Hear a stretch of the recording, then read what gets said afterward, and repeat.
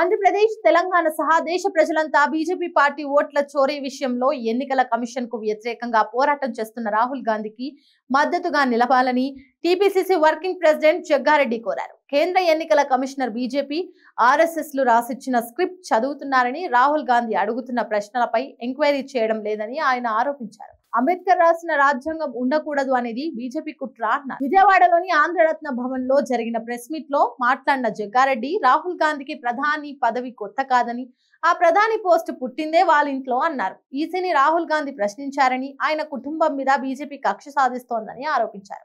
RSS అనుబంధ సంస్థల ద్వారా దొంగ ఓట్లు తయారు చేశారని, ఎలక్షన్ కమిషన్ కూడా ఆర్ఎస్ఎస్ స్క్రిప్ట్ రీడర్ అని చెప్పక తప్పడం లేదని జగ్గారెడ్డి విమర్శించారు. పాకిస్తాన్ లాంటి విధానాలు అమలు చేయాలనే కుట్ర బీజేపీ చేస్తోందన్నారు. ఏపీకి బీజేపీ తండ్రి జగన్, చంద్రబాబు కొడుకులని జగ్గారెడ్డి విమర్శించారు. ఏపీ పాలిటిక్స్ కళ్ళు దుకాణం దగ్గర కూర్చునే అన్నదమ్ముల్లా ఉంటుందని, బీజేపీ ఆ కళ్ళు దుకాణమని, అన్నదమ్ములు చంద్రబాబు, జగన్ అని సెటైర్లు వేశారు. రాష్ట్ర విభజనకు లెటర్లు ఇచ్చింది చంద్రబాబు, జగన్ అన్నారు. తమ కాంగ్రెస్ లో అందరూ దమ్మున్నోళ్ళమే అన్నారు. కోమటిరెడ్డి సోదరులు దమ్మున్న వాళ్ళేనన్నారు. చంద్రబాబు, జగన్ ఇద్దరు బానిసలు అన్నారు. బీజేపీ, ఆర్ఎస్ఎస్ ప్రజల జీవితాలతో చెలగాటం ఆడుతున్నాయని, దేశ ప్రజల స్వేచ్ఛను అనగదొక్కే కుట్ర చేస్తున్నాయని జగ్గారెడ్డి విమర్శించారు.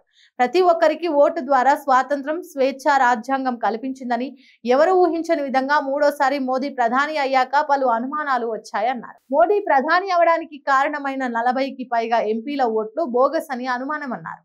అది నిజమా అబద్ధమా చెప్పాల్సిన బాధ్యత ఎన్నికల కమిషన్దే అన్నారు.